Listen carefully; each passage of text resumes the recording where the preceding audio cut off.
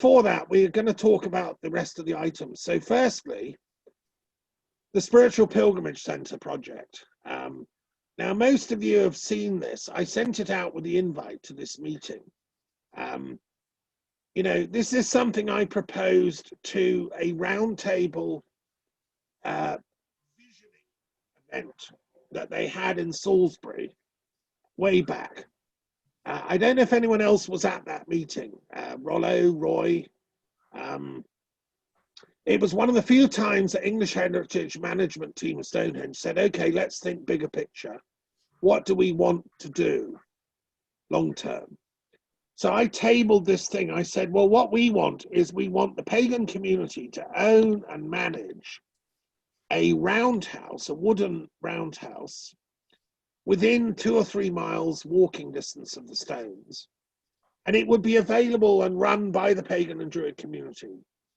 It would be on military MOD land, so we would get it at a peppercorn rent for 99p for 1,000 years. It would be 5 acres.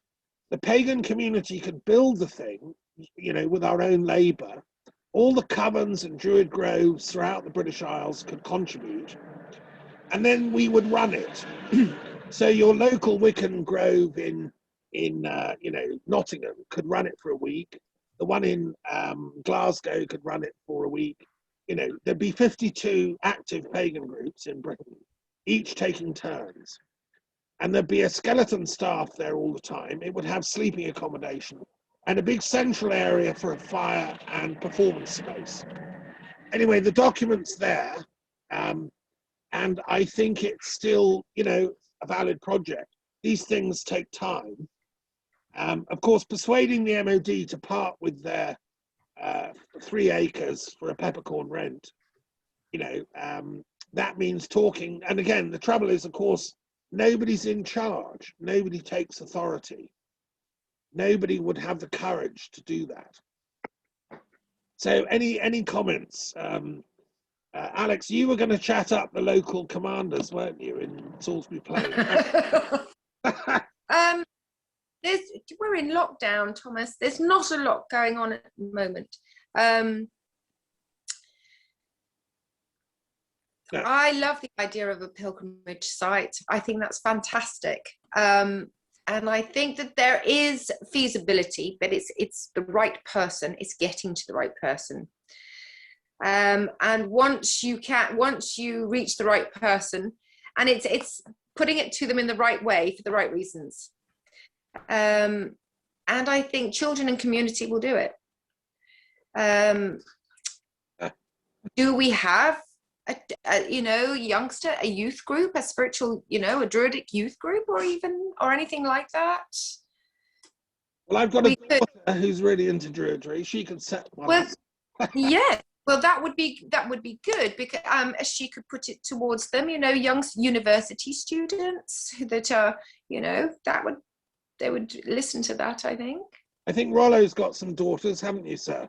We all ought to have lots. Yes, but I remember you, as you said last night, got discussed around table. Whoever it was you were working with at the time had suggested some scheme whereby they find right site by dowsing and ley lines and all of it, and found this spot, which turned out to be right in front of the MOD barracks at Lark Hill. So I don't think that was necessarily going to be a very good spot for it. Land is at a premium. It's going to be difficult. Why do people still have trouble with being there in caravans for a short period of time?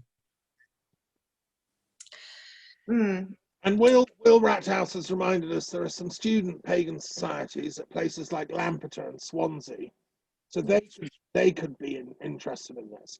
Yes, and for Swansea coming up from even from Pembrokeshire, we could go down, try and see if we can get some from Pembrokeshire. Sure.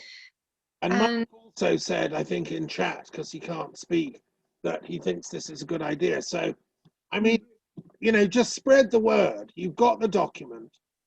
It's been tabled. English Heritage didn't say no. It's totally above their kind of consciousness, these people. I'm talking about creating something that will be a part of the heritage for the next 1,000 years. and that the people can actually use, manage, and run. And it would be a spiritual pilgrimage center, which is what I think Stonehenge originally was for. And I'm sure there would have been such a thing in the area. We know that at Woodhenge, there was a Woodhenge structure which may have functioned in that way. Durrington Walls obviously had a huge community there. So the idea came to me working with Tim Sebastian on his idea to rebuild Woodhenge. So I said, well, why don't we go further, Tim, and actually have like a vibrant community spiritual pilgrimage center set up? And he, he agreed.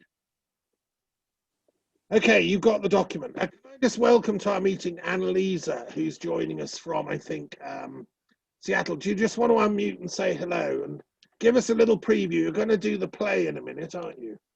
Yes, yes. Hi, everybody. Well, thank you for having me. Sorry, it's still a little early here. I'm in Seattle. Are the others here, Thomas? Not yet. We're still waiting for... Oh, Annie's here. We're just waiting for Mana too, I think. Hello, I'm here. I am in full regalia as Sophia. So I'm not normally this scary, but because I have green eyes, this green screen is turning my eyes into something different. So it's quite goddess-like, don't you think? I think you're looking awesome, Sophia. So shortly we'll finish the business part of the meeting and we'll go on to the play. Okay, Cast assembling. That's brilliant. okay. Next item on the agenda, Rollo, how are the solstice and equinox events going? I think you said there was one just recently for the equinox. How did that go? Yeah. The flowers I had earlier were for the spring equinox, which was about a week or so ago. Considering the amount of problems that we've had with English heritage and well, not so much with English heritage, we worked for council and the police about it all over lockdown. In fact, it's been very good. Extinction Rebellion was sort of like a bit involved and did some marvelous publicity. Whilst they were still a bit of a surprise act, if you like. But since then, we've had to ask them to be very good not to stage any more pitch invasions at Stonehenge, because it would only, especially with some secretary we've got at the moment, resulted in an immediate clampdown, which would not be very nice. So in the meantime, all that energy is concentrated on different riots up and down the countryside. And we've been able to access Stonehenge for the few that want to, for the Heelstone during this time, and it's fine. And then hopefully there's a meeting coming up next week, I think, for discussing the summer solstice. And technically, it doesn't open for public events until the 21st of June, which would be a bit awkward because normally we're setting up the stage and everything else from the day before, from the 20th. And so either we're going to find out that they're expecting us to just have half a night, which becomes a logistical problem as well. How do you get 20,000 cars into the field? How to get in time for sunrise in the morning? Not long enough time. Or else we might have to then ask them, well, in that case, can we hold it 21st and 22nd of June this year? I don't know what the answer is going to be to that yet, but at least they're willing to discuss it rather than saying to propose. Right. Can I just say, add a bit to that?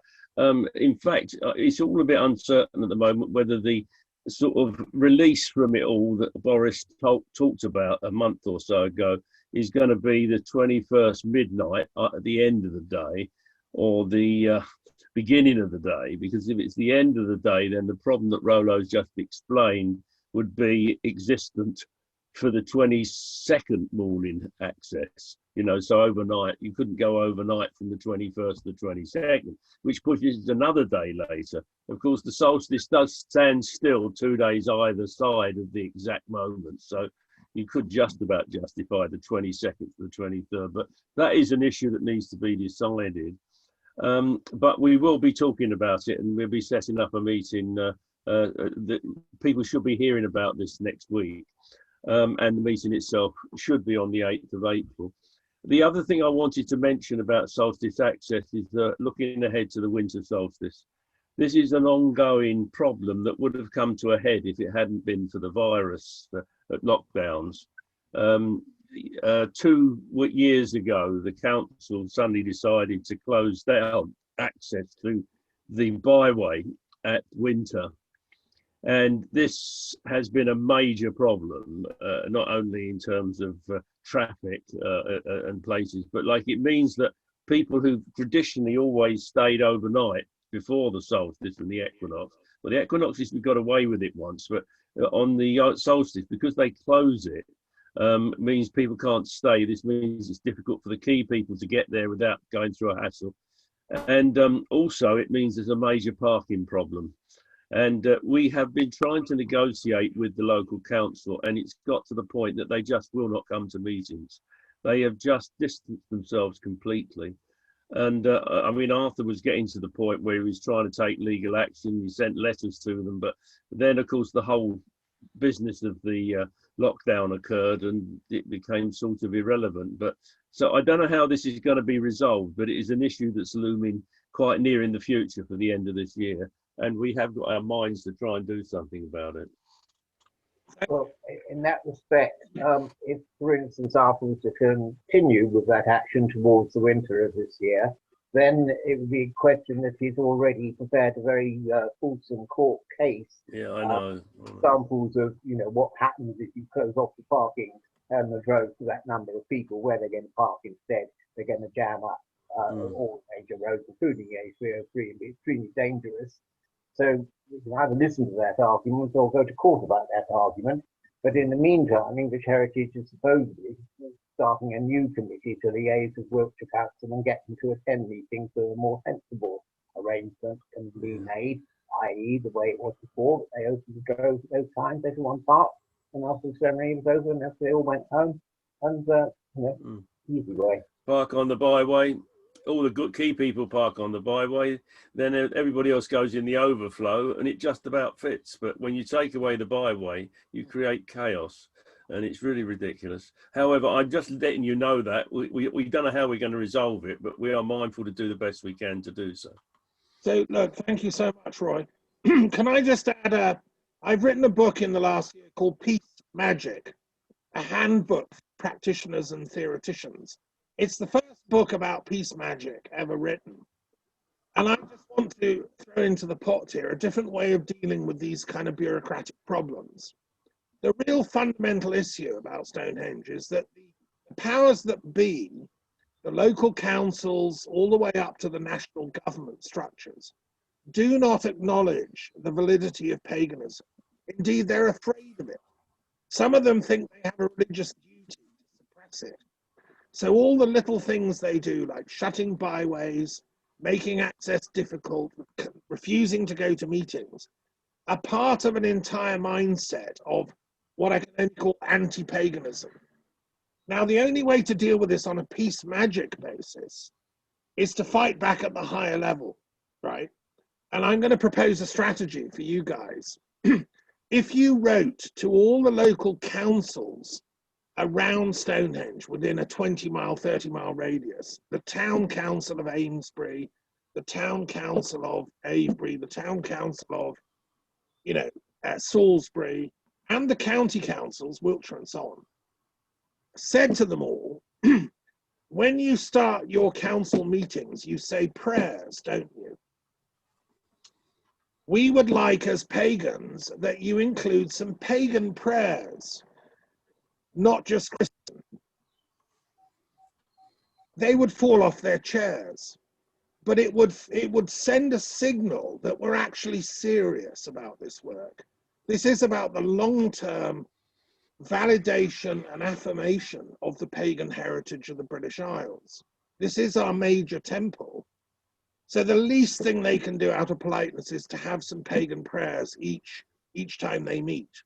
And I would say take this up to the national level, because when Parliament meets, every morning it starts with the chaplain saying some Christian prayers. Well, we should write to him and say, actually, thank you so much. We're also part of the British Isles. Please say some pagan prayers every morning. Now this is working at a magical level of consciousness raising, because if we begin to say that, and we write it on behalf of the Truth and Reconciliation Commission, they begin to think, that's interesting. What is paganism? What is Druidry? What do you mean pagan prayers? I didn't know there were any, you know, etc., etc. What we're dealing with is just a backlog of 2,000 years of ignorance and fear.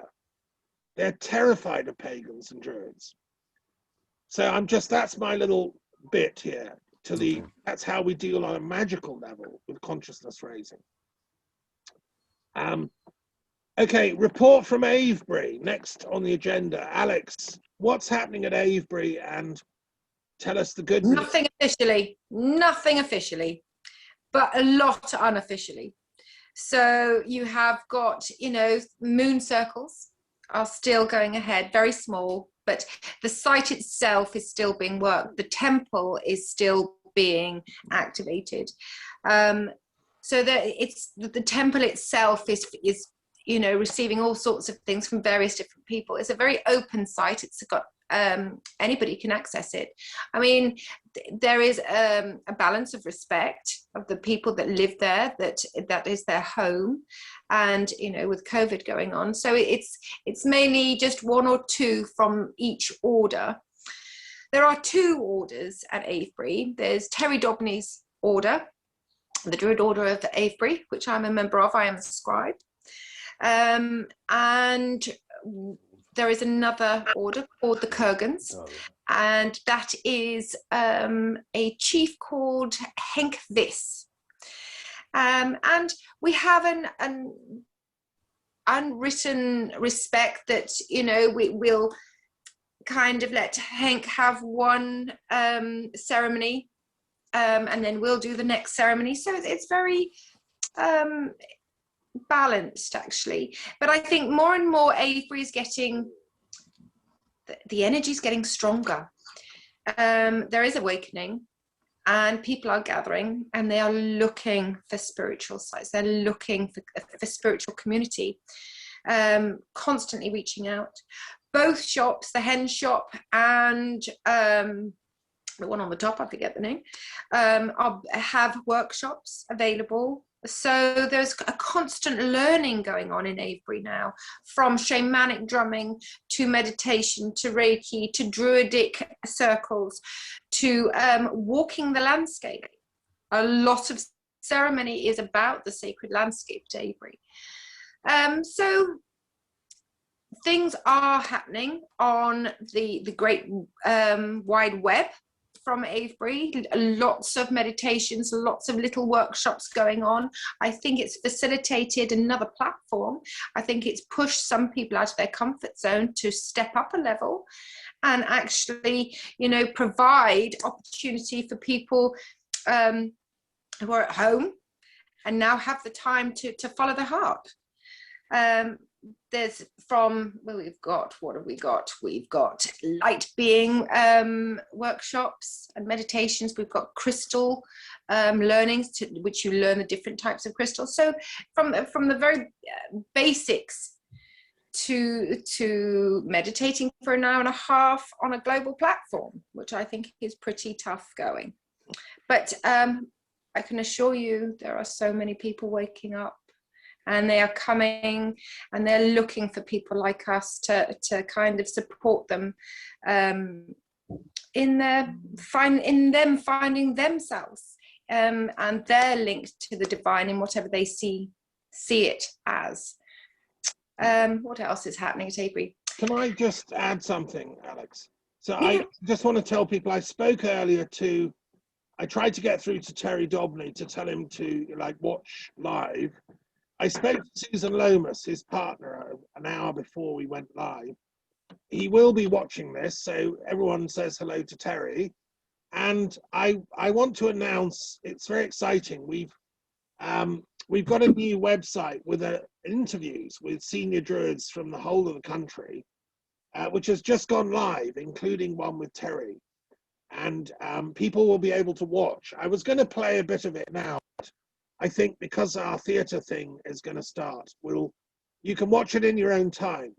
Could I quickly add, Thomas, that if it hadn't have been for Terry or Gordon and Rhymes at Avebury, we would not have the sacred Avebury Sacred Sites Forum, which is a fantastic platform for communication, to arrange camping dates. It is an opportunity.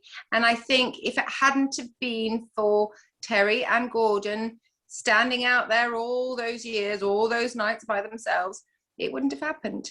And it's thanks to them we have a foundation. And what to build. is the Avebury Sacred Sites Forum? Can you tell us about what it does? A little bit like the Round Table. Yeah. We have both orders that are represented. We have the Crown of Avebury. It's run by the National Trust. We sometimes have Wiltshire County Council there, mainly around solstice events, all the little ones, not so much. We'll have a St John's ambulance there. So the National Trust is actually given and taken. So we have our camping dates. We have 15 days a year, all around the Sabbats. So, people that are coming to travel within our spiritual community can stay overnight. And security is provided for the people who live in the village, because Avebury is a village community. It's not a separate site. So we've got different dynamics going on. So we have to be mindful of the residents there. And we also have Maria, who's the local vicar who joins the meeting. So I think there's also a lot of information sharing that's going back. And residents and aren't so concerned about who these crusty travellers are coming all the time. They're realising it's not just crusty travellers. We're it's awakened spiritual people who love, the land and feel a calling. And so I think, yes, there's a great big awakening, and it's happening in Avebury. I mean, would there be any sense in trying to create a Stonehenge Sacred Sites Forum? How would that be done, and what would it look like? Well, it doesn't have a village. You see, that the reason this has evolved is because we have got to be mindful of the local residents within Avebury itself. And I think that's the residents, and the road actually protects Avebury from any leisure and tourism industry like that, because you'd have to relocate a whole village. I mean, National Trust do own the majority of the business, the buildings, not all of them. But I think that is why National Trust has provided security for the camping. So there's all sorts of give and take. There's all sorts of understanding going on, and it's slowly, but it's really getting there, I think. Right. Well, I started doing the 8 times a year from 92 through to 2008, and was there at the beginning of the Sacred Sites Forum as well. And you're absolutely right, it's a completely different dynamic being a village which everybody is included in, and that's taken for granted, if you like, and that's excellent, really, for the workings of people. Whereas Stonehenge, of course, is as you rightly said, a separate site. So to be involved in a 4-day tour a year is an uphill task every time, as Roy will confirm, I'm sure, and making that work. Right, well, thank you for that report, Alex, that's brilliant. A more general question, we're coming up to the end of our meeting, is what's new in the wider pagan and druid community in Britain? I mean, it's a pity Mark is silenced, because you're in touch with that. I mean, is there anything what's going on?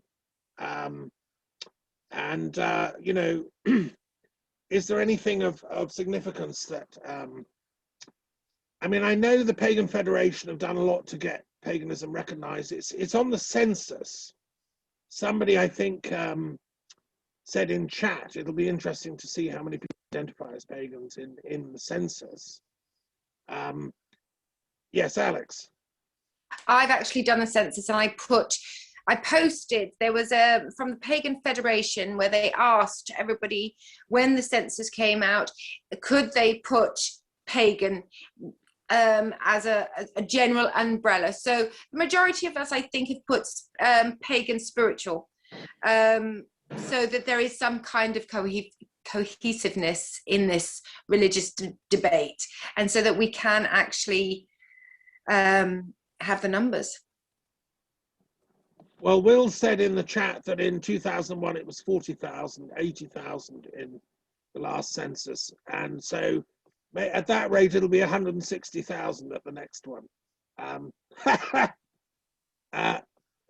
When I signed the census, the last one, I ticked every single box, and I also put in the blank bit. I put Druid, Sufi, etc. I'm not sure what they do with responses like that. Like if you say, because I identify with all the spiritual parts, you know, to me, that's what Druid is about. But of course, there's no, you can't say that on a census form, which is ridiculous. I would say one thing. I'm working on a book on religious mathematics. Some of you know this. I'm doing the 3rd volume of Newton's Principia Mathematica. In the last of his volumes, he said at the very end, I've explained what gravity is, but I haven't explained how it works. I've explained mathematically what it does, but where it comes from, I don't know. It's probably got something to do with God. So I've started my book with that quote, and I've created this new field called religious mathematics. And in that, there's a whole chapter on censuses and what it means to, you know, where they come from, the history of censuses, and when they started putting religion in, because initially it wasn't part of it. Not all countries have religion in. And, you know, there's lots of very interesting academic questions about, like, can we identify with more than one religion? Is that legally allowed? In some countries, it's not. One religion, you can't be others. I think we should challenge that. I think that there's nothing in the books that say you can't be multi-confessional. And I think that's part of the beauty of the pagan path. In my book, I've been doing a lot of research on Hellenistic paganism, the Neoplatonic traditions of Apuleius and all the great thinkers. Iamblichus, who wrote about divine mathematics, he was a pagan intellectual of a very high order.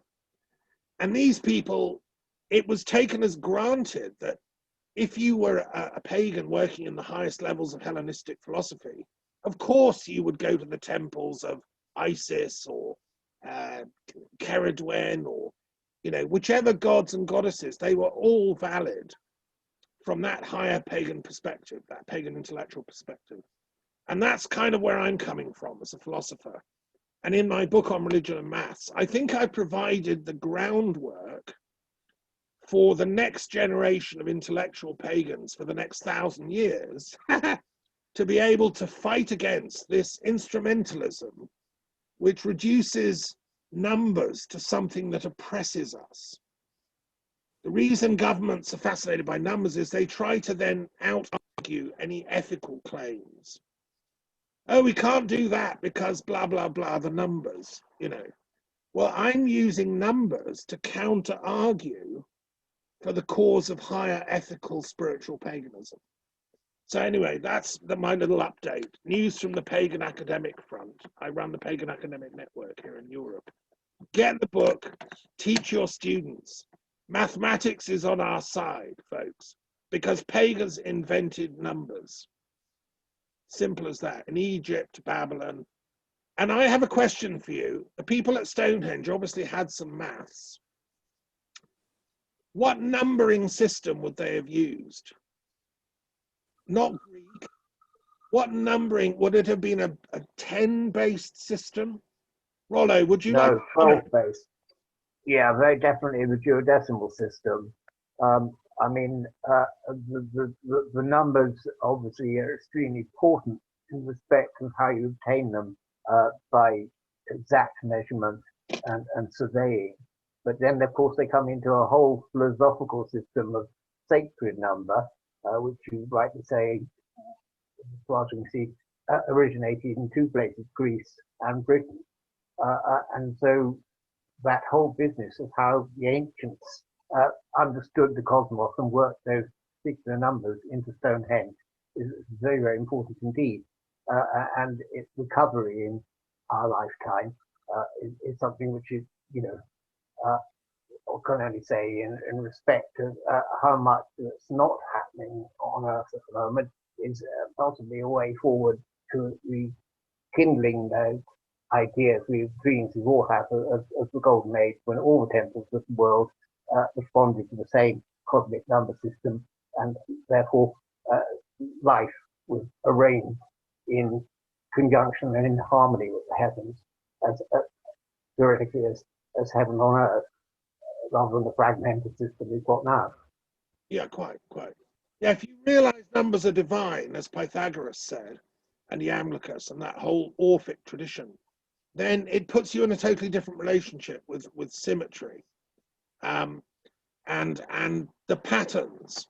So anyone that wants to work on the mathematics of Stonehenge and its numbering system, if it's duodecimal, I'd love to work with a team of mathematicians on that.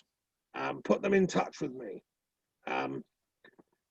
Okay, so anyone else? We're coming to the end of our meeting. Edmund, did you want to comment on that? Yes, I'd like just to make a few points. I think that I promote the work of a man called Christian O'Brien, who has written a book called The Shining Ones and almost an encyclopedia. And his book actually was The Genius of the Few. He is the only person on the planet able to properly translate the original cuneiform from the Mesopotamian plains at about 4000 BC. And he's been able to unravel and tell very clearly the story of who the gods were, where they arrived, Mount Hermon, and the Lebanon, the whole corridor, Rift Valley corridor, right down to the Dead Sea.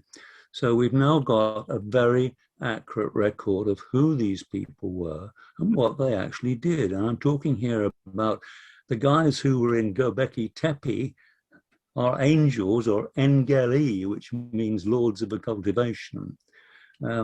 They took cover in Göbekli Tepe during that younger dry ice age. And when it began to thaw out and things got warm enough, they moved down into that Levantine corridor and took farming and seeds, and they had all that advanced technology then. And this is 9,500 BC, the best example being all the features within Jericho. And so we've got a totally different and a very accurate view of who the gods were, what they were doing. And we can see that they were all mangled up with different names in different places over a long period of time. So if you want to get to the truth, that information is now available. It changes everything, in my opinion. The other thing that changes things too is I was very lucky to be able to have contacts, and I was handed a genealogy from the Vatican, which was pre-800. And something very clear has evolved from that. And that was that Jesus had a twin brother called Thomas. He was called Didymus, and lots of people have raised this issue before. But the point is about Jesus and Thomas is that they were educated from the age of 12 at the court of Augustus in Rome. And their father was in reality not God, but Tiberius Caesar. And so when those boys went to Britain, when Jesus was 17, he took over from his stepfather, Tenvantius, and took over the Catchul of Ornai and the tribe based at Colchester. Thomas went off to be Epicatus, taking over the Atrebates. And we have a lovely story, all fits together, everything's logical, most of it's there to be double checked and referenced. But what we have is Jesus being appointed King of Kings by the Druid Council. And he was called Cunobelinius. the most successful king we've probably ever had, who brought that peace to Britain. And you even have his grandson, one of his sons, Togodamus, taking over in southern Britain, based at Fishbourne. Anyway, this will all be released in time. But what I'm trying to say is that Jesus retired as an archdruid, and he was given the name Bran, which is the name Raven, and it sounds Raven, but it was a name given to an archdruid or the principal archdruid. And so we can actually tell the world that Jesus was a druid, and hence back to that lovely speech he gave on the Sermon of the Mount. And a lot of very good scholars have recognized that what he was saying on the Sermon of the Mount was pure druidism. So I'm more in favor of not using the word pagan, because I think that's a distortion of history. I think that we need to stick with the word druids. There are records of the druids leaving southern Lebanon around about 4000 BC. That fits in very well with all the other things we follow on. And we've got a really serious message here to see about good administration, good government, peaceful people, equality between men and women, ways to stop wars rather than fight wars. And all that new evidence and history coming through, I think gives us tremendous possibilities for the future. If we don't start thinking right and getting the facts right, we can't learn from history. And what we all know about history is we don't learn from history. But now is the time to start learning from history. Well, thank you very much for your articulate comments, Edmund. I mean, I agree with you on some fundamentals. Yes, Christ and Druidry are very connected. We can disagree on matters of Tiberius's role in this and other matters. So I think I hear what you're saying. I suspend judgment on it. I know you've been influenced a lot by Lawrence Gardner and other thinkers, but as far as the Truth and Reconciliation Commission work here is concerned, you know, these are the kind of conversations we should be having when we get the Spiritual Pilgrimage Centre going. This is the kind of thing all night. We'd be sitting around the fire. You'd be sharing what you know, and we'd have what Terry calls disputation. In the interview Terry Dobney gives about what is a druid, he says, well, you get to be a druid by being able to dispute. You don't agree with everyone, you agree with the truth. And you winnow and winnow and winnow till you get that eventually common truth. Now that's the origin of scientific method. People like Francis Bacon and all the, Royal Society people. I mean, Newton's first biographer, Stukely, was a druid. And Newton was one of the investigators of scientific method. So we have to put truth first. And that's why this title for our work, Truth and Reconciliation Commission, is so important. We won't get reconciliation without truth. And yes, I think it does involve discussion between the Druids, the pagans, the Christians, but also all the other faiths. Ultimately, they're all languages trying to express the inexplicable. What we do know, and I agree again 100% with you, is that stopping wars is part of just the diplomacy of truth-seeking. We can't find truth if somebody's brought a sword into the meeting or a bomb. In America, they haven't learned this truth. They're still shooting each other up in the streets. And we are joined with some American friends who have come to present a theatre. And so, thank you. I think we'll stop the business meeting there. Thank you to everyone who's participated. And we're going to go into our sacred theatre experience now. Let's take a 1 minute break, a couple of minutes break. Those people who are doing the performance can put their clothes on, get ready. This is a short performance to honor the equinox and the goddess. And we're very grateful that they joined us for this. Okay, thank you. Let's just take a couple of minutes break, folks.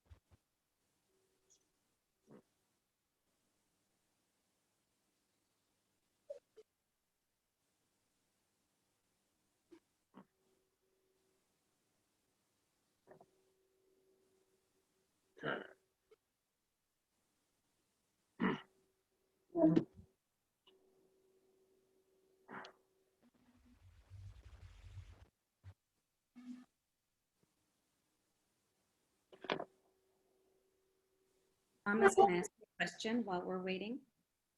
Yeah, go for it. Yeah, Okay, so you got my email from this morning? I did. I've got the one, and I've got my lines in front of me. Okay, excellent. And you saw that added line for you Hmm. on page 6? Tell me the line. The line is toward the bottom and it's dance then wherever you may be.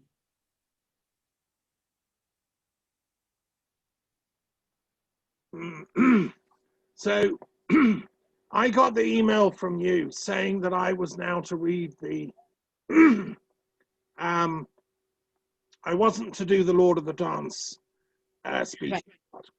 I Correct. do the priest and priestess, you know, so I'll Okay. stick with that one. I sent you another email. I think you must have been in this meeting. Okay. So yeah, so let me just let me confirm that I'm going to have you just read the priest lines there, not the priestess, because Mana is going to read the priestess, Okay. and I'll read those priest lines with you in the beginning there, and everything else is good.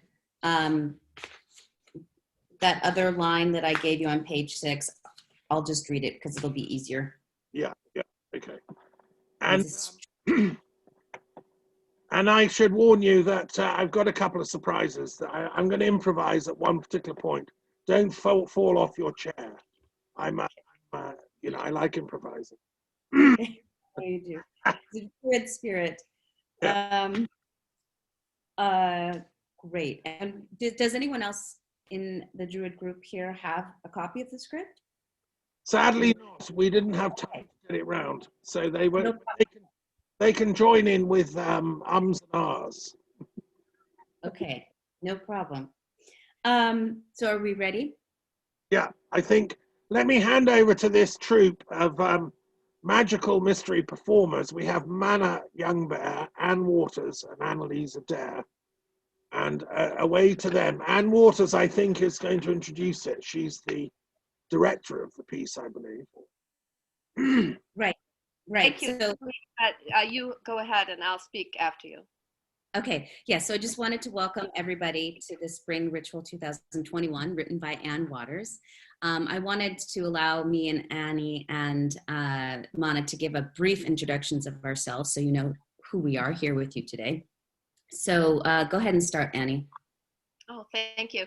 Well, I want to thank you for this opportunity to be with you today. And I love hearing about your work on the ground at Stonehenge. And I hadn't really thought about the logistics at all of that huge celebration. What a lot of work to get the parking and everything else happening. So thank you for all that work. And Avebury sounds magical and fabulous. I've been to both places a number of times. I love going to Britain. I'm sad I haven't been in a few years. So I'm a ordained priestess of Isis in the Fellowship of Isis, the International Fellowship of Isis, and also our local Temple of Isis, and also a priestess of Bridget, and all things Celtic. I've been a Celtic designer of clothing and textiles and jewelry, sold in many places around the world, including Glastonbury in the past. And I was married to a Brit, so sometimes I lap into a British accent just because I'm hearing all of you speak. So I apologize for my terrible habit that way. I wrote a book called The Spirit of the Grange, as I'm a member of the Fraternal Order of the Patrons of Husbandry here in the United States, which is modeled on a Masonic order. So we have a lot of hidden Masonic wisdom, which I attempted to bring out in my book. The Spirit of the Grange, The Wisdom of Demeter by Anne Bridget Waters, if you'd care to look and see some of the things that have been forgotten by most of today's members of the fraternal order. They have no idea about this or why they're doing this or that, as we know happens in organizations. I'm a playwright of some local note. I've done many ritual theater pieces and priestess large gatherings, some very highly scripted, and with Mana, my lovely cohort here, we produced quite a complex play using these masks here. We had 22 of these masks made for the piece, and our friend Lauren Rain, who designed and does make these. I'm going to put this up here again. I'm going to have to take that background screen off, but these masks are made out of leather and you can't speak in them. So everything was done as a mime. They're, you know, in the sense that we're going to have a Greek chorus. And so this play that you're seeing today was written somewhat the same way, attempting to minimize rehearsals. Everything's about showing up. You know, you have to have at least one run through. Thomas, I know you're a master bard. You're going to handle it great without having done a run through. But so that's the theory of today's work. And I thank you for watching our restoring the balance of the masculine and feminine on this planet. Thank you. Thank you. Mana, do you want to just give a brief introduction of yourself? Sure. My name is Mana Youngbear, and I grew up in a pagan family. My mother's from Sweden.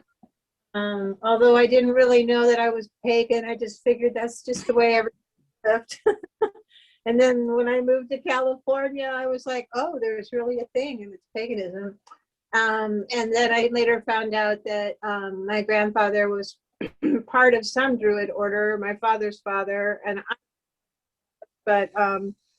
so I'm an archdruidess for the Druid clan of Donna, a very good friend of the late Robertson, and I'm also a member of the OBOD, and been working with Annie and Lauren Rain doing shamanic work with these masks. And like Annie said, we were trying to bring back the the old way of telling stories. So that's why we didn't have rehearsals. We would introduce ourselves to the masks, embrace the essence of, I'm looking at the wrong place, embrace the essence of these masks, bringing them in and allowing ourselves to be channels. However, the work is scripted. When we did it, it was very magical and moving and healing. And we had a Greek chorus that would do all the reading, and we would do the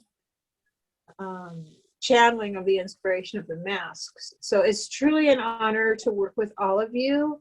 I identify strongly with the Druid movement, just because I'm an arch-Druidist, but because of how I was brought up.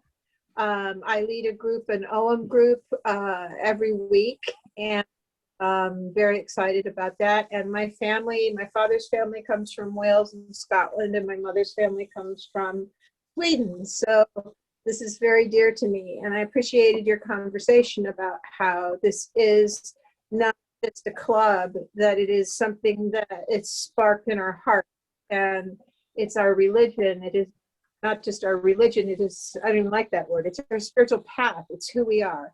So here to every single one of you for all that you do, and thank you for inviting me to do this. Thanks. Thank you, Mana. So just a little bit about me. My name is Annalisa Durr. I presented at the last Mary Magdalene Studies Association event. I am a goddess scholar, and I'm about to complete my doctorate in mythological studies with emphasis in depth psychology at a school in California. I'm also an actress and an educator, and I have a goddess-themed YouTube channel called Journey to the Goddess TV, which you can all access at any time. Subscribe, watch the videos, comment, and hopefully I will be able to interview others in your community at some point in the future. Okay, so now to the play. So the name of the play is, well, it's a Sacred Equinox Ritual 2021. The setting, we have the altars. There's a center for seeds, and there's a Magdalene altar draped in red. There's an upper balcony, home of the gods and goddesses. It's a heavenly allegory. There's a main stage, home to the millennial-old presence of many of the other deities. The cast. So Annie will be playing Sophia, and she will also sing the song of the Lord of the Dance, and she will also read a few lines as the directrix. Mana will be playing the priestess and also the Magdalene priestess, and when she's holding up the black Madonna mask, that's when she's the Magdalene priestess. I will read the lines of priest. Thomas will help me read some of the lines of priest as well. I will also be reading the stage directions. And then Thomas will also be reading the lines of God. So now I'm going to invite Annie to light the eternal light of Bridget and officially begin our play.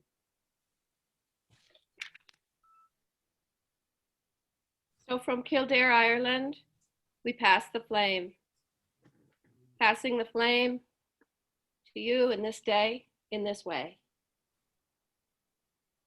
May this flame and the light proceeding light the world anew with the spring goodness of the balance that we bring forth in this ritual today, with the love of each other as citizens and interactive, interconnected beings on this planet, with the good works that we do come forth in this moment of time. Blessed be. Is that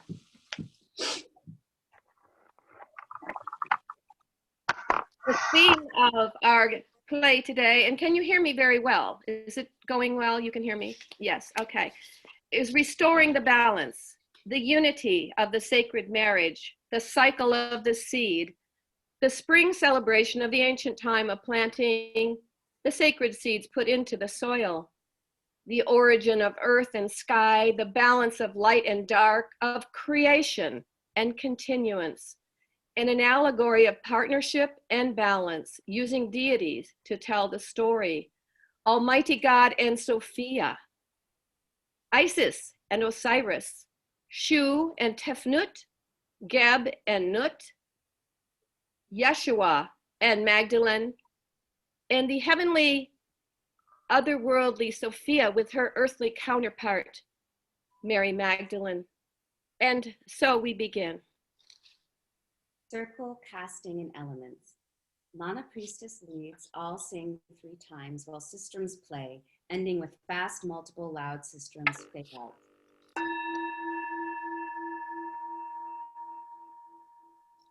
Isis, weave your circle tight, fill it with thy holy light.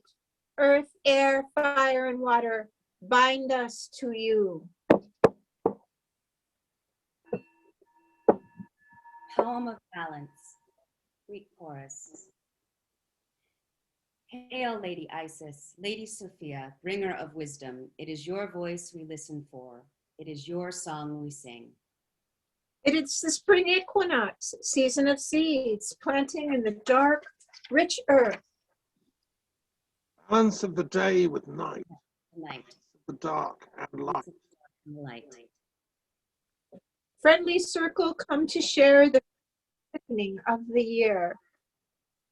The moon and sun equal. We bless the earth as sunshine grows. The brightening glows on faces round as we make a welcoming sound. Thanks.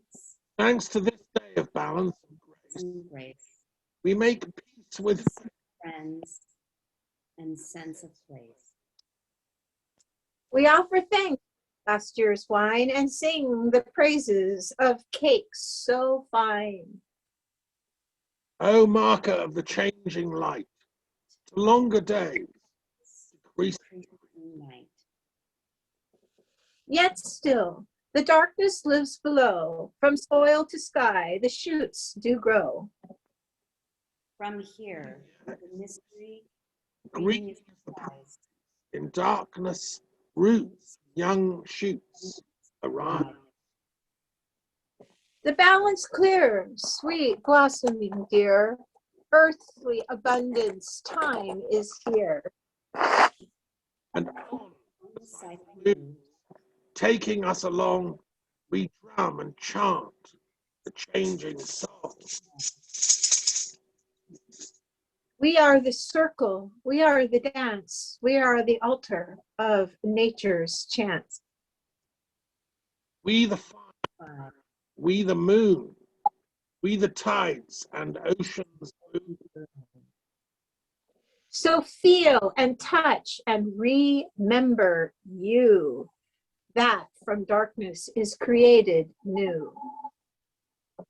On this equinox, so full and bright, when the darkness is even with the light. Bless the seed, start to be the seed within your heart. Green spirit rises to greet the sun. Let us sing and dance with everyone. By Annie Waters. Invocation of the gods. The divine couple smoke machine begins to roll in balcony. Shrouded in mists of time, she waits alone in the garden.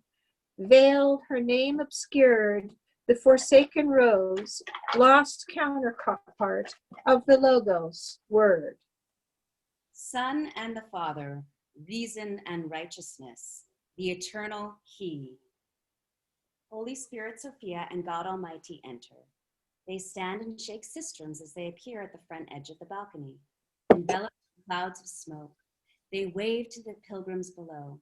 Sophia is holding up the mask before her face, and God has a golden wreath. I call myself into the right, for I am the beginning. I'm infinitely huge, but also infinitely small. God Almighty, the He, the creator of day and night. All things come from me. or so I'm told. I am the All One, the Allah, the Almighty, the Yahweh, the Big Other. You, Ahura Mazda, Lord of Time, the One. I am everything.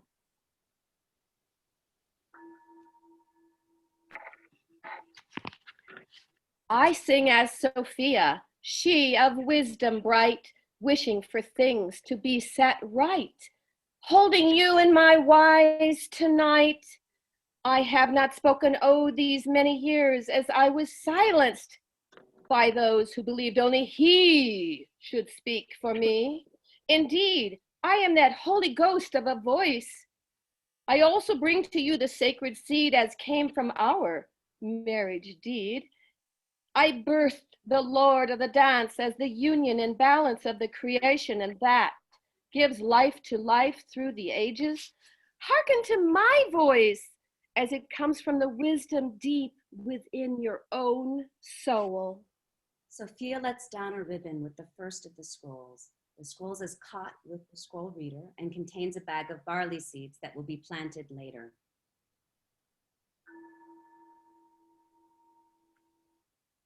I come to you in dreams, I give visions, I speak in oracles. I began in thought before anything was formed. My wise comes from the cosmos, the world born. I birthed all living manifest and right. My names are many: Isis, Tefnut, Nuit, Sophia, and the Magdalene. Bring my messages to you tonight. I am love, who makes all things true. I breathe breath of divinity through you. Be my breath and live in me. To you I give birth. Be fully human and live with me. Restore to balance. I am the eternal we. I am your soul and the union of opposites.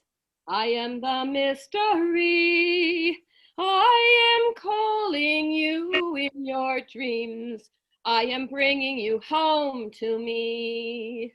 I am your soul and the union of opposites.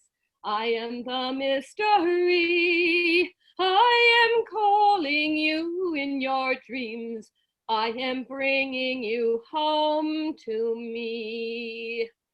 I am your soul and the union of opposites.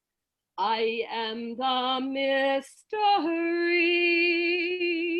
I am calling you in your dreams.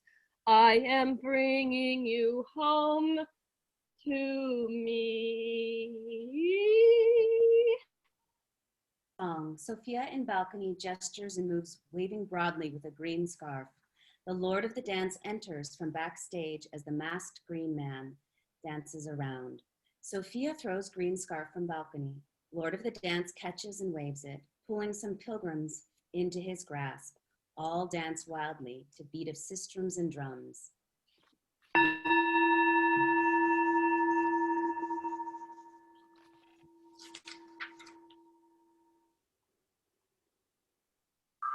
Tefnut danced on the water, and the wind was her horn. The lady laughed, Nuit and Geb were born. And when the day was born and the light gave him birth, the Lord of the dance first appeared on the earth. So dance, dance, wherever you may be. I am the Lord of the dance, cried he, and I'll live in you if you live in me, and I'll lead you all in the dance, cried he. I sleep in the kernel and I dance in the rain. I dance in the wind and through the waving grain. And when you cut me down, I care nothing for the pain.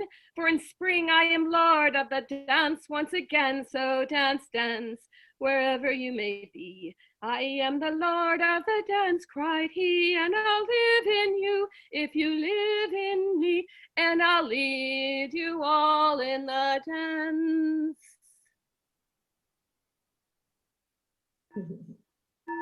Cried he. Greek chorus begins to quiet after last verse and cue the bell.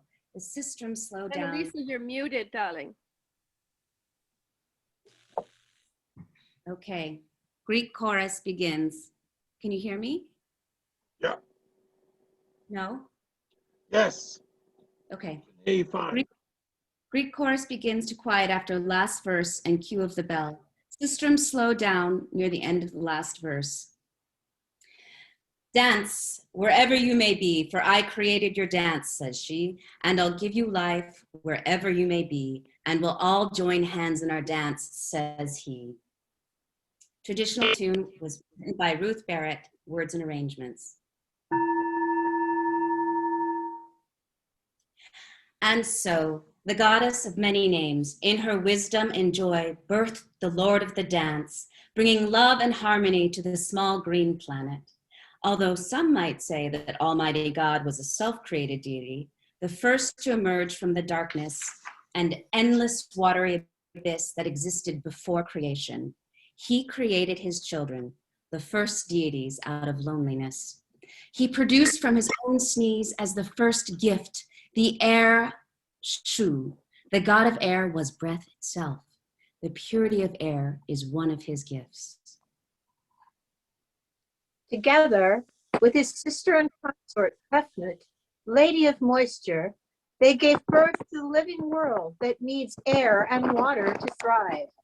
The brother and sister lay together in the primeval waters that surrounded them, and their story holds the mystery of the equals. Shu walks on stage, stands at the end of the stage, waves green scarf around his head like a floating cloud. Shu is the air, the element of movement, an invisible sky.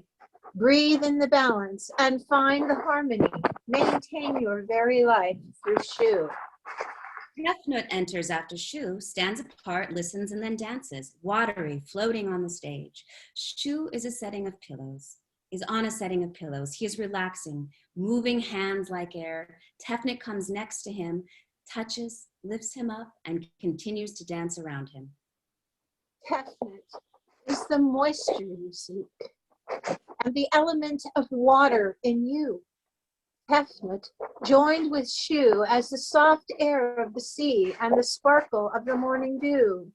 Together they create life, the damp sky and the moist soil that feeds and nourishes the green and growing grains along our beloved Nile. Each cycle they return within the darkness of earth and deep waters. From the sky they bring rain and cold. They give birth to Nut, the sky, the night sky, and Geb, her earthly consort and brother. Soft music arises as Mana priestess finishes reading. Geb and Nut come forward together, and Nut pours some of the seeds into Geb's hands over a large bowl on the center altar, which catches the excess. They pass seeds back and forth, many falling into a bowl as the circular erotic dance suggests the ancient art of their relationship. They wind around each other, then untwine. Geb offers seeds to those in the circle. All here now, hold on to these seeds of life and breathe your prayers into them. Geb and Nut will soon birth Isis and Osiris, who plant the seeds, essences of barley, wisdom, and your very soul. They will protect and feed you.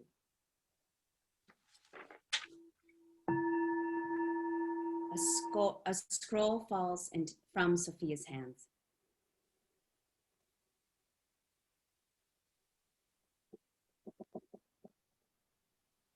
Hold scroll up.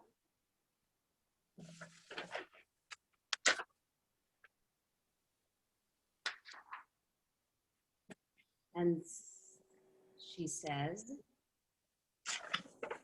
a message from Sophia. Yes.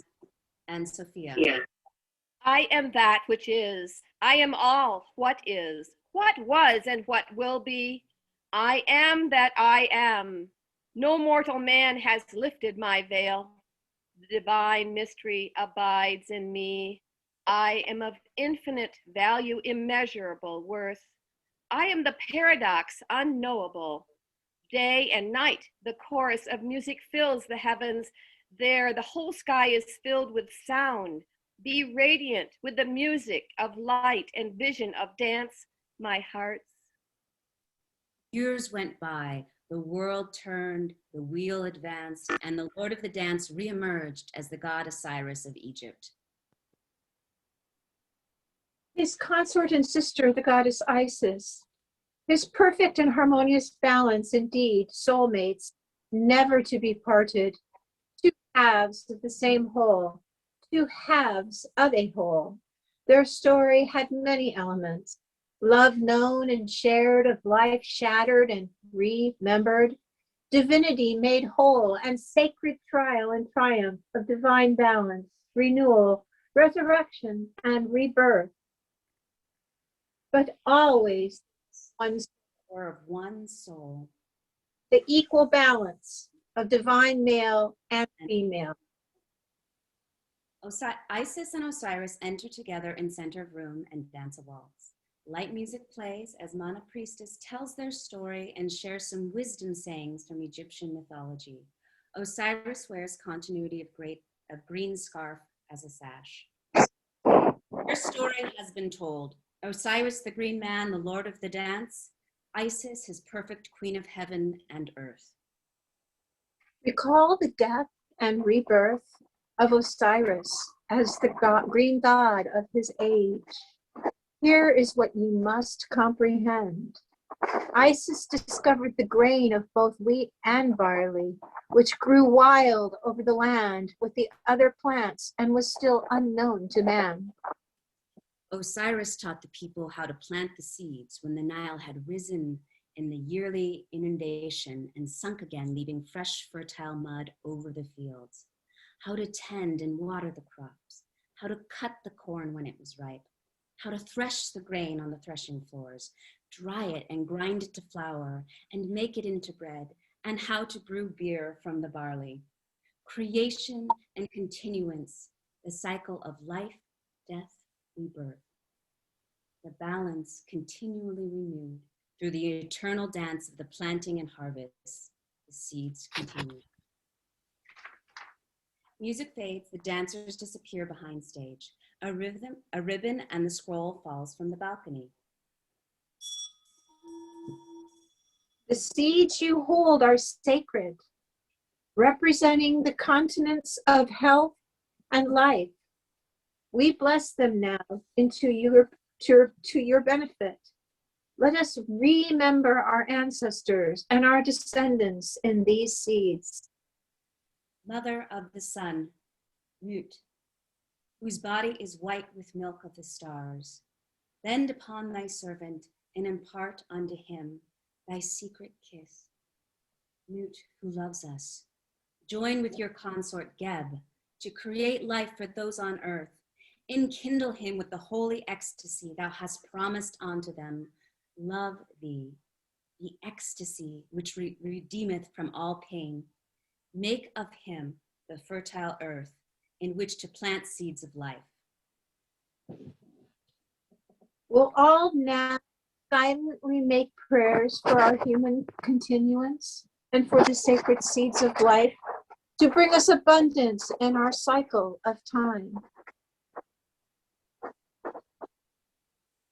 Breathe into the seeds you hold, your dreams for the future, your prayers for health and well-being, your love life. We bring back the continuing cycle of Geb and Wheat for the of seeds into the earth with nurturing air, moisture, and sunlight. Geb and Nut walk the circle, inviting all to come forward and help plant seeds into the large tray sitting on the central altar. The masked Magdalene enters and presides in a blessing pose. Nut and Tefnut water the seeds from a sprinkling can when all are done. Attendees are again seated for the final act, chanting during the planting. Woman, woman, shining bright, green man, set the world right. She changes everything she touches. The seeds continue even now in the cycle of their sacred mystery by the grace of the gods. From the ancient time, years went by, the world turned. Sophia's lament. Sophia leans out and rings the bell, gestures wide to be seen, and sends down a paper plane written with her message. It is retrieved by Magdalene Priestess, who holds it up with Sophia, who speaks loudly.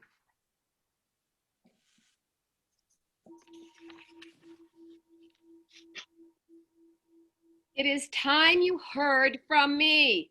The priests of God Almighty have locked my great wisdom in a vault of heaven, and I was forgotten, no longer a divine essence of my own. But here I am, remember my name, my balancing restoration of divine power. Humans can and will access my divine wisdom, restoring the balance to divinity, the balance to themselves.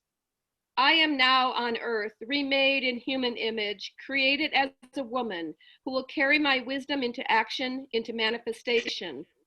I will call her Mary of Magdala, the Tower. She will partner the Lord of the Dance. Together they will carry this wisdom of the ages for all to know and be in balance in their fullest self. Let them who have ears hear.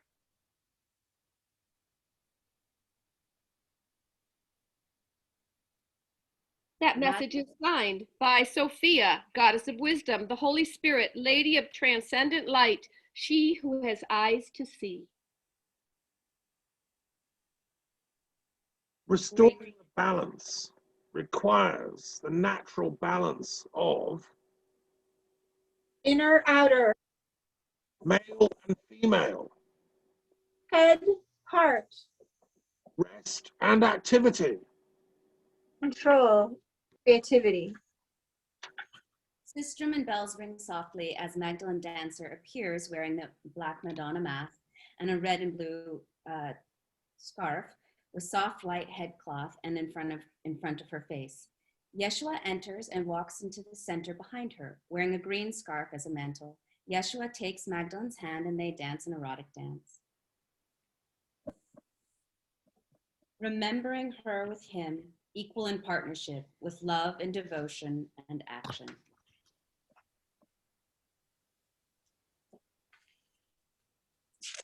Mana Priestess speaks.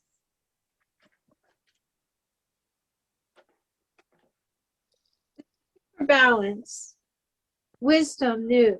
Sophia made herself known to the fortunate few, and so the knowledge grew as there appeared a teacher in the East, a Jew, who drew to himself his wisdom strong and his nature that of one assured and unwilling to compromise with hatred or false promises.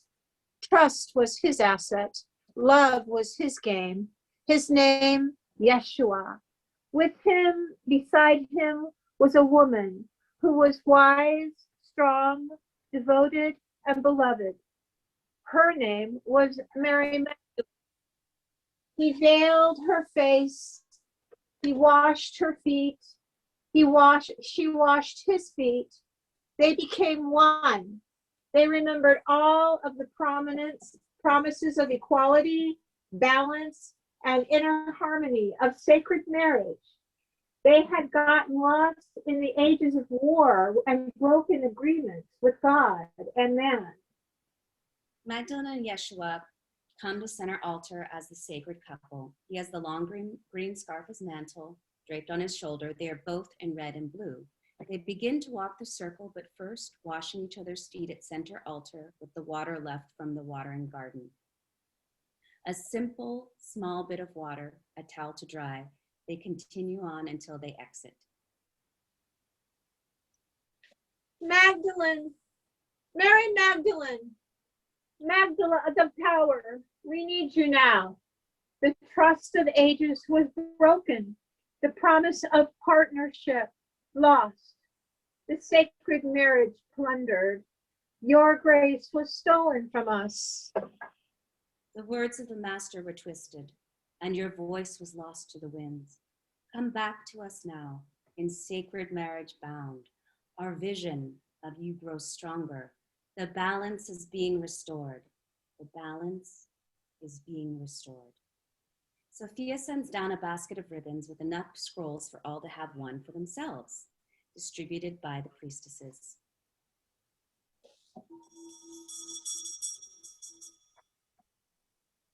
I am the secret of the Virgin hidden behind her veil. I am the inexpressible that permeates the mystery. I am the perfume of meditation. I am the dressing and the undressing, that which is concealed and that which is revealed to those who love me. I am the presentation of that which is to come, the urge to motherhood, the source springing of the future, and out of me evolves the splendor. I am humbled by the work of Sophia and her earthly self, my consort and lady love. How could I have been so short-sighted, too fearful and self-referred to allow your words? I speak now of the importance of balance and partnership, to make harmony and relationship with and among all beings, each in our own way, so that our creation can flourish and continue into the millennia to come. Let me begin to help restore this balance with more measured words and action.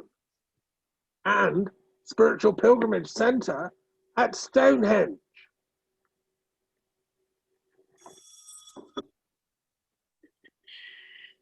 My children, I honor your humanness. I honor your learning, and I ask you truly to begin now to find the balance within yourselves that will see you through these dark times. Let us offer the world the restoration. Remembering the balance of outer action with the advice of inner spirit, let us dance in joy together. I send you my blessing. I will be with you always. Dance, dance with each other wherever you may be, even as I have sent you the Lord of the dance to lead you merrily along. Shu, Geb, Osiris, Yeshua, with his perfect and balanced equal partner, each of them my own beloved self. Tefnut, Nut, Isis, the Magdalene, begin by dancing. Let the music enfold you into love and harmony. Yeshua and Magdalene pair draw the circle of pilgrims forward into the dance. Music fades out, and then the priest and the priestess invite the participants to share some scroll readings aloud. The circle is opened. Devoking. We thank the essences of the green man through time, the Lord of the dance, God Almighty and deities. Shu, Geb, Osiris of Egypt, Yeshua of the Hebrews. Be with us as we need you. Hail and farewell. We thank you, the essences of Tefnut, Nuit, Isis of the ancient Egypt, Sophia of the Greeks, and Magdalene of Christian myth. Be with us as we need you. Hail and farewell. Earth my body, water my blood, air my breath, and fire my spirit. Earth my body, water my blood, air my breath, and fire my spirit. Earth my body, water my blood, air my breath, and fire my spirit. From all air into air, let the mighty curtains part. All is ended, all is done. What has been by ancient art must marry meet and marry part and marry meet again. I thank everyone for joining us. And here are the words of our guiding spirit, Lady Olivia Robertson, founder and archpriestess of the Fellowship of Isis. I offer these rites as doorways into stellar consciousness for those who have the faith of children and the wisdom of their elders. For the divine Sophia enlightens all who seek her and speaks more potently through myth and fairy tale than she can through learned tomes of philosophy. No one offended now here, I hope. She lifts her veil and shows herself lovingly to those who would enjoy that bliss which comes through the union of love and truth. And so it is, the end. So it shall be. Thank you. Thank you, everyone. Thank you for sitting with us. Thank you, Dr. Thomas, for joining us. Thank you for witnessing, everybody.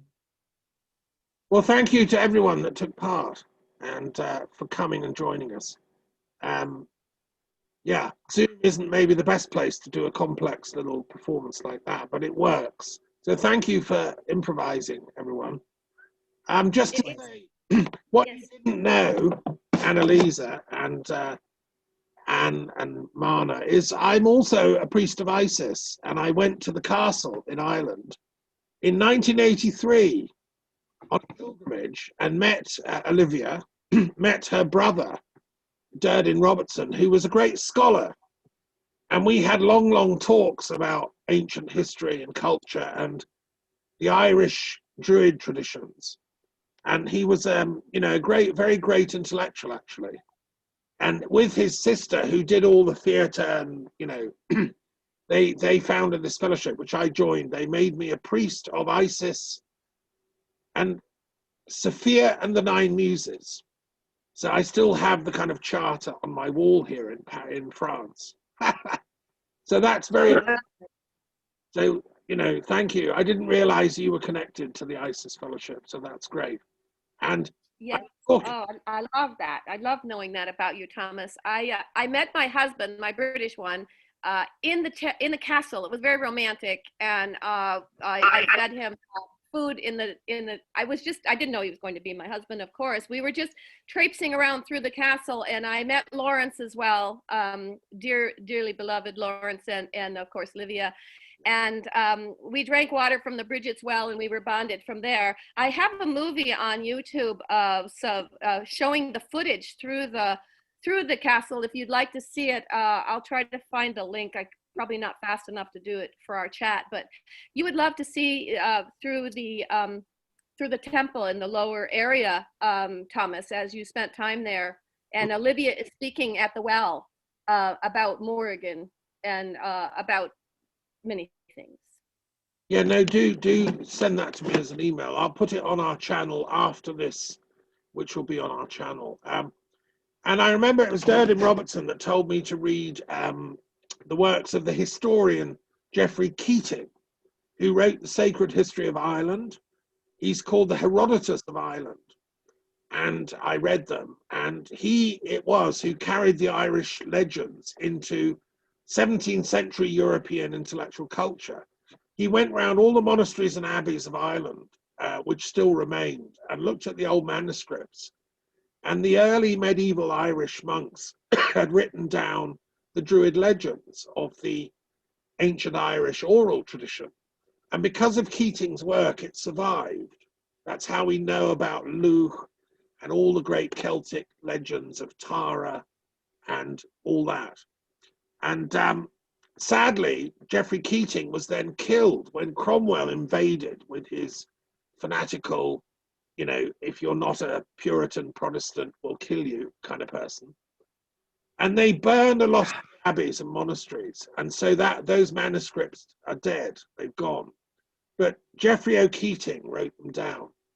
And Lawrence Durden Robertson told me, he looked at me with tears in his eyes saying, Thomas, read this book, you know. And I'm thankful to him till I die, because it opened my eyes to the importance of Ireland in preserving the Druid story.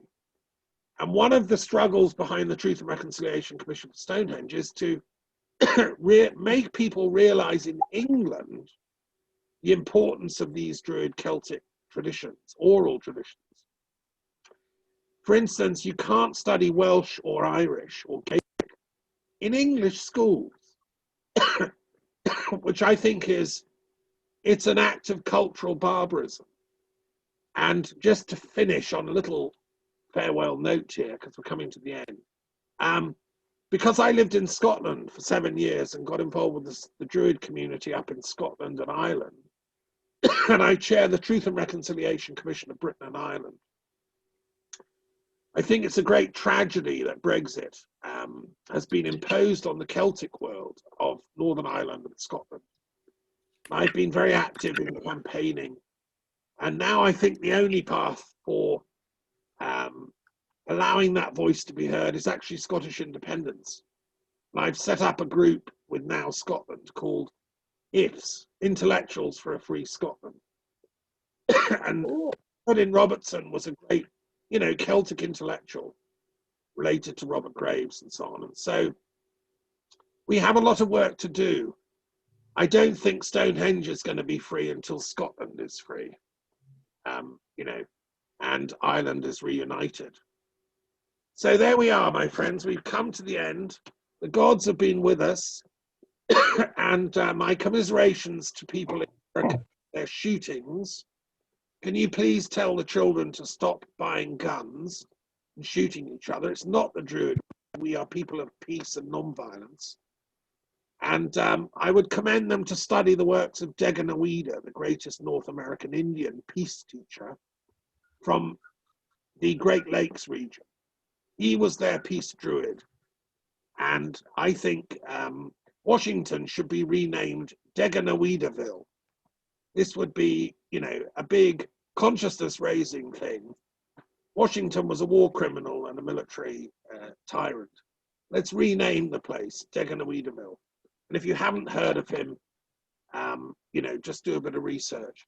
He was a prophet living in American Indian culture, 1300 AD, and his traditions still live on. Okay, and with those final words, thank you so much for coming to our gathering, and let us carry on with this work, and we'll be in touch. And anyone else want to say any final words? Roy, any final words of wisdom?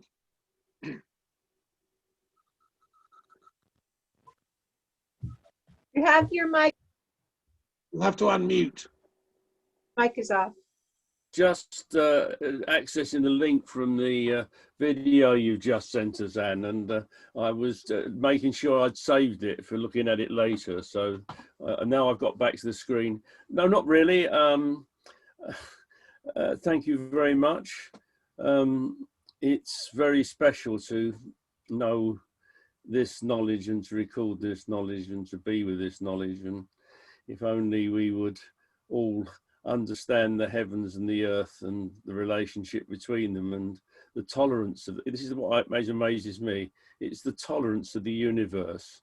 And somehow humanity has lost this sense of tolerance. It's almost like the decimal system has structured us away from the natural flow of the of nature and the heavens. And if we could just come back to the tolerance of nature, we would tolerate each other, and it wouldn't be soft and easy, but it would just be wonderful and celebratory in all its tensions and possibilities. So I'm just hoping that we can do a little bit to get that feeling across as we go through this incredible change that the world is about to go through. I mean, we're just at the moment, aren't we, on the, we don't realise, it's like, I mean, I was born in 1938. I remember the end of World War II. In many ways, the world is in the same situation after this pandemic. It's a different sort of war, but we're coming out of this and we have a chance to start again in a way. And I'm just hoping we start again with wisdom. We can't bounce back. We've got to go forward. Thank you, Roy. Angela, do you want to add any final thoughts? I can't add very much to Roy's comments. I would like to say, though, for information, that I have a doctorate in Celtic studies, so I'm well familiar with the Welsh and Irish tales. And at present, I'm in Austria, which is the center of the Hallstatt culture. So, but because of COVID, I haven't had much chance to investigate it, which is rather unfortunate. But there you are. We are in a strange time, and one can only hope that things will improve, despite all indications to the opposite. And pray that that happens. Thank you, Angela. Thank you. I should just say, if I didn't know you were in Austria, but I've been working with the Austrian Druid Order. I have. Oh, yeah. I can put you in touch with them. I would love to know more about them. Yes. Yeah, I will email you some contacts, and he was invited to join. There's an active Druid group in Austria that's been helping me set up a European Druid Council. I'll put you in touch, because in my Encyclopedia of Druid Studies, there's an awful lot of Celtic remains in Austria, Switzerland, and down the Danube, which has, not been studied enough. So thank you for that. Rollo, any final thoughts, sir? Oh, yes. Lovely to see the play, and of course, Olivia was a very dear friend of ours as well, and kind of Chronicle Castle, terrific original fountain, source of all the recovery of all the ancient mysteries is wonderful. And I just wanted to say one thing, which why we felt down the years it's so important to recover Stonehenge and be able to use it again at the solstices and equinoxes, because basically we feel it is one of the greatest of the world healing temples, and that's what our mission, if you like, our task in life has been about re-establishing. Thank you so much. Right. And all I would say in closing is, one of the things these stone circles was for, I believe, is music, dance, and theatre. I think that the ancient Greek theatre tradition grew out of Dionysian rituals. I'm sure the Druids were doing the same in their sacred performance spaces. So I would like Stonehenge to be open for visiting troops of mystery performances like we just did on Zoom. And let's hope that a few years from now that'll happen. And also, that's to the Stonehenge Spiritual Pilgrimage Centre, that we get a place where we can do this, a big wooden structure where these kind of performances, because don't forget, the pagan Greeks invented theatre. And one thing I discovered doing research for my religion and maths is that in India, I know Annalisa trained in Indian performance in the very far south of India. There was a group of actors who used to go around and do a snake dance in a village when a plague or serious illness broke out in the village or community. They would go and demarcate a performance space in the town square, and it was a 24-hour performance. They would play the snake story, and they would dress up and they'd play being the snake and whatever. And this is a living tradition in Indian theatre that survives from the times of, thousands BC, sacred to Shiva. Now, I think that the Greek theatre probably did a snake dance when there was a plague or epidemic. And I think that's the origin of Asclepius's symbol of the snake around the caduceus. So I think what we need now to do on the planet with our pandemic is reinvoke that energy of Asclepius, the healing snake of medicine, through theatre, through performance, and through the catharsis that brings, as Aristotle said. So with those final words, let's all go off and do our own healing and for the planet. And thank you so much for coming.